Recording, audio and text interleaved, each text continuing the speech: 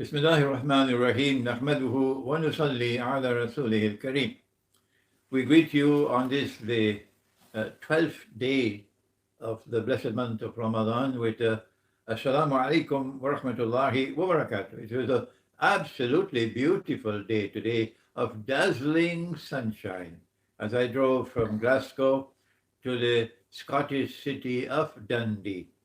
And I'm here in Dundee tonight after, I think, maybe 6 years. I was here 6 years ago. And I came to Dundee simply because a student of mine, a Pakistani student of mine, lives here in Dundee, and he wanted me to come for iftar. And his wife prepared the best iftar I've had for the whole of Ramadan so far. And then he said to me, Shaikh, Pakistan is in a perilous state, and could you kindly record a video for Pakistan, giving some guidance, offering your guidance to the people of Pakistan at this critical moment.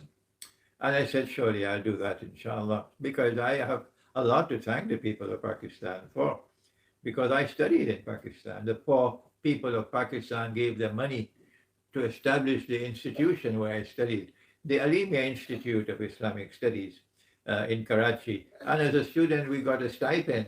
It was 125 rupees per month.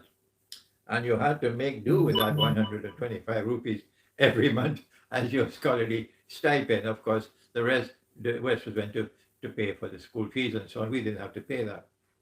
So I have much to thank the people of Pakistan for my education. I also studied Karachi University, and I had very good teachers there. I thank Allah for that.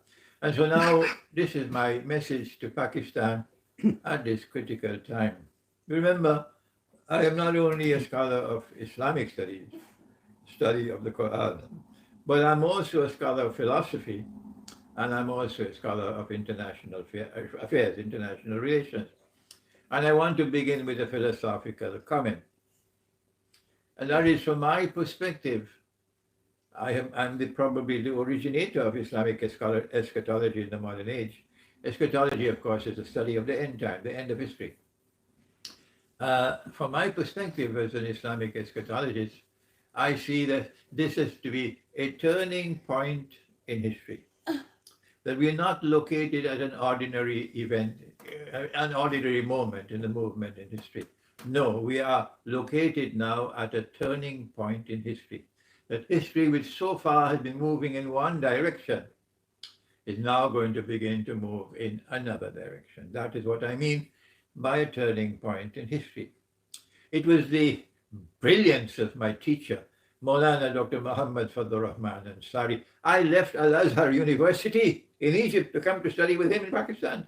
And this was the best decision I ever took in my life. This is the greatness of that man, that teacher of mine, that he brought a scholar to teach me while I was a student, to teach me the philosophy of history. Is that something taught in any Darul Uloom?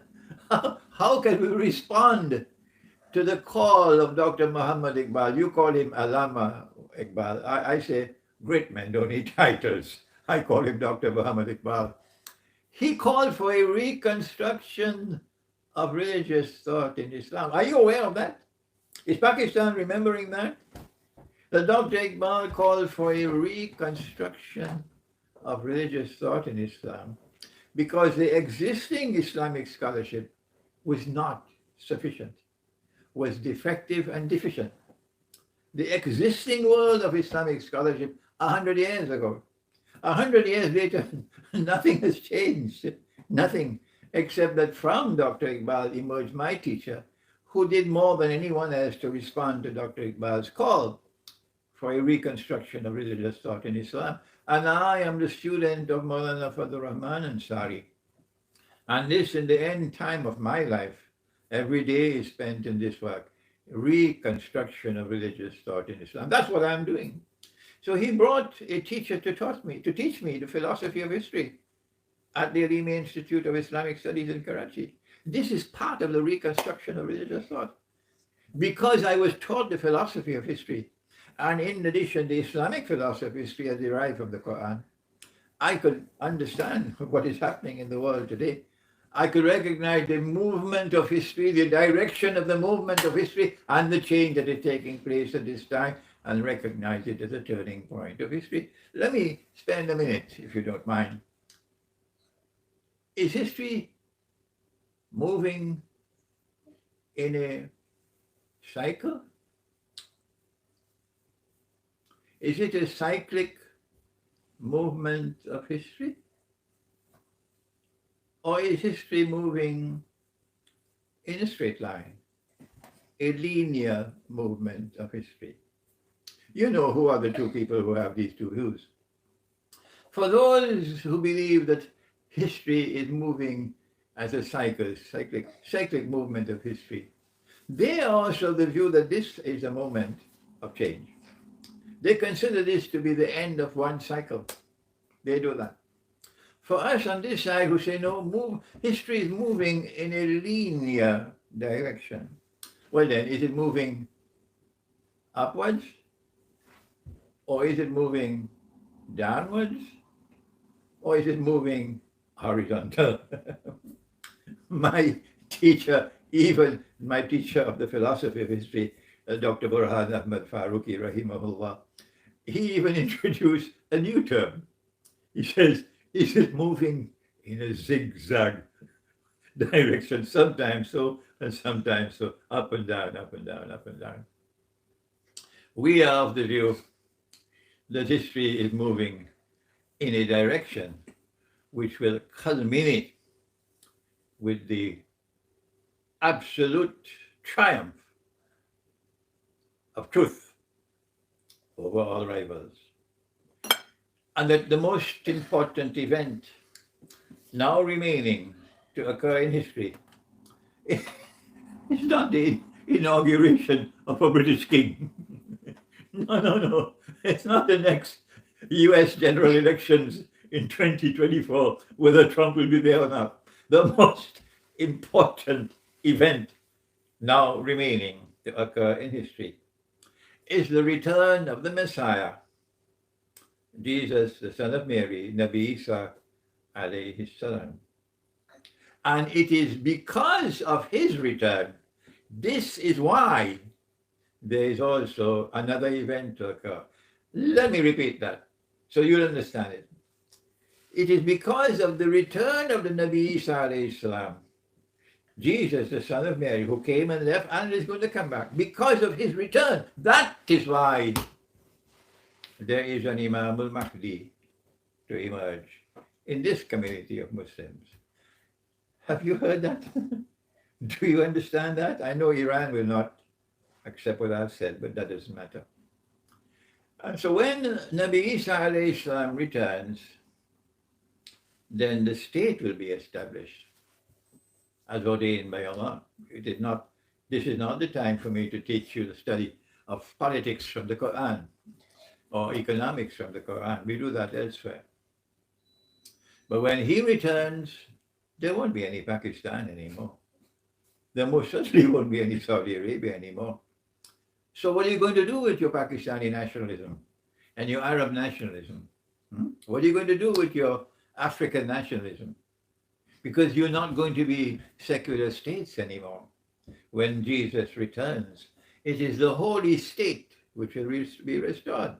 That holy state was established by Nabi Dawood alayhi salam, the prophet David, in Jerusalem. And Allah speaks of it in the Quran.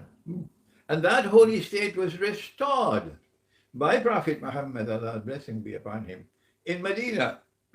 And Pakistan is blessed to have a political leader today who yesterday was a great cricketer. You know, I come from Trinidad. And in the West Indies, we play a lot of cricket. We produce Brian Lara. I'm from Brian Lara's country. So we know about cricket. And we in the Caribbean, we have great respect for Imran Khan as a cricketer. And for the Pakistani cricket team that came to Trinidad and to the Caribbean many times. But this is a political leader now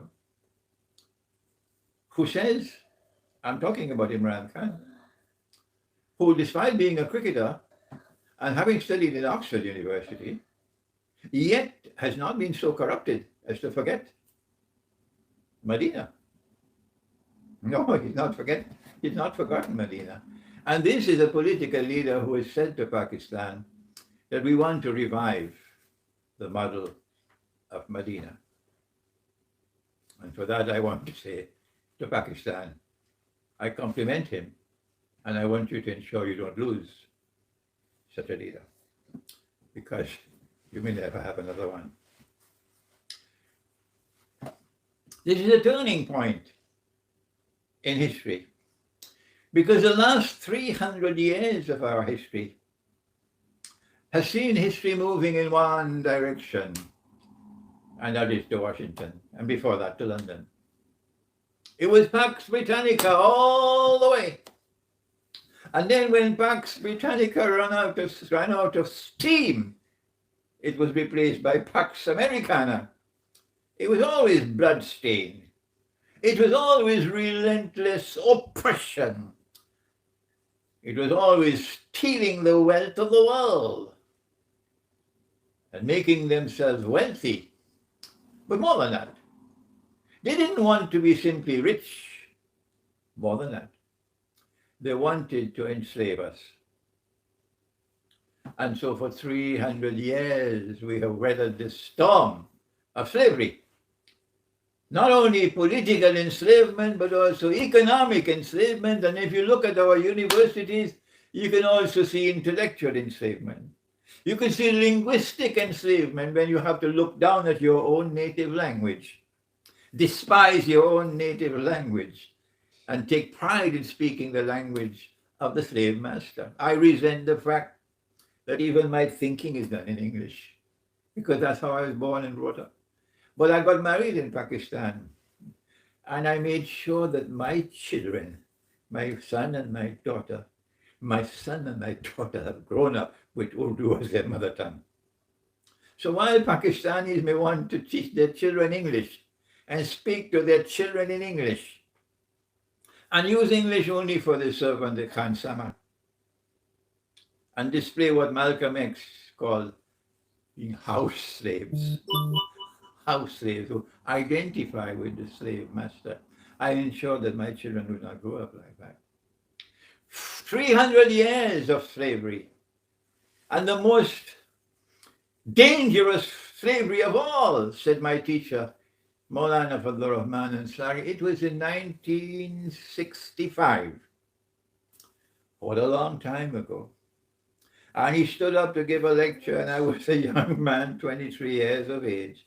And I remember him saying that the most dangerous slavery of all was intellectual slavery. And then Pakistan got a leader who, despite the fact that he studied in Oxford, he yet took pride in his own country and put Pakistan first. Although he could speak perfect English, you would see him speaking in Urdu. And I never saw him the way he was as a young man, with a jacket and tie and so on. I always see him dressed in the desi clothing, the local clothing. And I say to myself, mashallah, look at that. Mashallah, that I've lived long enough to see Pakistan produce such a leader. But when it came to the turning point in history, that after 300 years of Western imperial rule and colonial rule, political and economic rule, ruling by proxy over the rest of the world, especially the world of Islam, a turning point has now arrived in history. And it's a time for the people of Pakistan who listen to me to start to think. Dr. Iqbal said that for the last 300 years, this ummah has stopped thinking.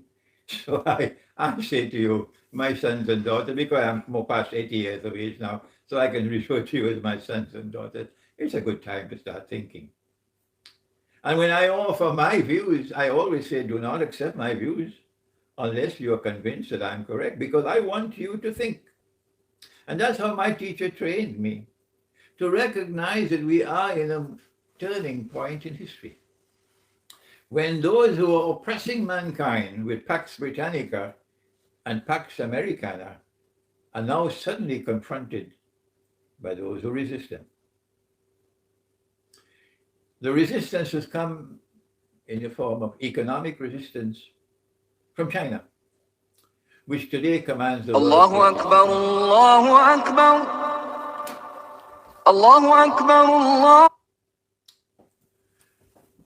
The resistance has come first of all in the form of economic resistance from China, which today commands the world's biggest economy. But the resistance is also coming today from Russia, which today commands the world's biggest military, the most powerful military force in the world, and which is offering also political resistance. And one of the most important events to have occurred in contemporary history is the alliance which has taken place between communist China, which is no longer communist in its economic relations at all, and Orthodox Christian Russia, which has emerged from the communist rule of the Soviet Union. This alliance emerged by surprise, and it took the oppressors by surprise. It came by lightning speed on the world stage, the alliance of Russia and China. And if Pakistan, if you don't recognize that, then you're asleep. It's time for you to wake up and recognize that this has not happened by accident. The alliance of Russia and China has come at the moment when it has come to bring about a change in the movement of history. It will no longer continue to be a world dominated by the West. Wake up. If India, Hindu India, can recognize that, why can't you in Pakistan? There is a second alliance coming, and that's the alliance which I am working for. And they will do everything in their power to try to prevent this alliance from taking place, including using all of Dajjal's warriors who wage all their bogus jihads in China, in Chechnya, and Syria, and Iraq. I make no apologies for my language. My language is straight and powerful, and as powerful as bullets for them, that you are bogus in your jihad. And the world of Islam says, shame on you for your jihad, your bogus jihad, your CIA-funded jihad. Don't you have any shame? That this alliance between those who follow Jesus, Nabi Isa alayhi salam, rather than following Santa Claus. You know where those who follow Santa Claus, you know how you recognize them? I don't know whether the First Minister of Scotland knows it. That a man can marry another man and get a marriage certificate. That's how you recognize those bogus Christians. No, I'm not talking about the bogus Christians. I'm talking about those who truthfully and faithfully follow Jesus, even though we differ with them with the Trinity and their worship of Jesus as a second person in a triune God. Even though they do that, we recognize them to be followers of Jesus. The alliance between those who follow Jesus, Nabi Isa alayhi salam, and those who follow Nabi Muhammad, Allah's blessing be upon him, and therefore are faithful to absolute truth in the Quran. And absolute truth in the Quran has prohibited us. He made it haram for us to enter into friendship and alliance with Jews and with Christians who themselves are friends and allies of each other. It hurts you, when I speak so slowly. Let me repeat it. The alliance is between those who follow Nabi Isa alayhi salam, Jesus, the son of Mary, rather than following Santa Claus, and those who follow Muhammad, Allah's blessing be upon him, and as a consequence are faithful to absolute truth in the Quran. Absolute truth in the Quran, which has prohibited Muslims from being friends and allies of Jews and of Christians who themselves are friends and allies of each other. That is what Allah has said in the Quran. بعد أعوذ بالله من الشيطان الرجيم يا أيها الذين آمنوا لا تتخذوا اليهود والنصارى أولياء بعضهم أولياء بعض إلى آخر الآية. And so Turkey, you're in bad company as a member of NATO. And to the Muslims of the Balkans, who are now trapped in NATO's embrace and who seem to be comfortably trapped in NATO's embrace, we say this is not part of you. You're not a part of this alliance. You're on the wrong side of history. This is the right side of history. These two alliances, the alliance of Orthodox Christian Russia with China, which has already taken place and is consolidated and it cannot be challenged, and the emerging alliance between the Christian world which follows Jesus, Nabi Isa alayhi salam, and the Muslim world which is us, which is away from NATO. We're not a part of NATO. We don't want to be a part of NATO. These two alliances are bringing about a turn in the movement of history. And you are lucky to be alive at this moment. At this moment. Who is there in Pakistan who can forge for Pakistan tomorrow, where Pakistan will have the same friendship and alliance with Russia that it now has with China? Follow such a man. Follow such a leader. And don't follow those who remain Yankee puppy dogs, who want to read what Pakistan must constantly submit to a leadership which is decided upon in Washington. That Washington must choose who leads Pakistan. The IMF must choose who must be leading Pakistan. The ambassadors of the Western countries in Islamabad, they must choose who must lead Pakistan. Is Pakistan a slave state? I say to you, on this blessed night of Ramadan, I don't know whether you will have another chance, that you should take charge of this moment in history to ensure that you utilize this opportunity you have while you have a leader. I'm not saying that Imran Khan has all the knowledge that he needs. No, he's deficient in many things. And if Allah blesses me, and if he opens the door for me, I'm prepared to help him. But he must open the door for me. I'm not going to push my way in. This is in the moment that you have a leader. You have a leader who is capable of taking Pakistan on the right direction as history is turning. Do not allow them to threaten his life. Protect him with your lives. Even if you have to die, protect him with your lives. Because if he is assassinated, Pakistan will have civil war. And what happened in Iran 40-something years ago will return to Pakistan. And the armed forces in Pakistan tell me, you can tell them, you can kill 1 million Pakistanis, but you'll never succeed. You'll never succeed in a war against the people. I want to repeat this to the Pakistan armed forces. You can kill 1 million Pakistanis, but you cannot succeed in any war that you wage against the people. So in the end of it, the truth will be triumphant.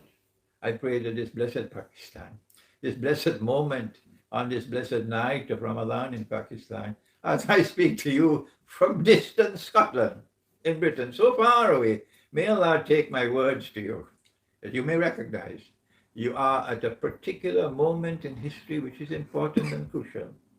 And Allah has given you a leader who is adequate to be able to take the caravan forward at this time. And may Allah protect Imran Khan, and may Allah bless him to be able to lead Pakistan once again. Thank you. Wassalamu alaikum wa rahmatullahi wa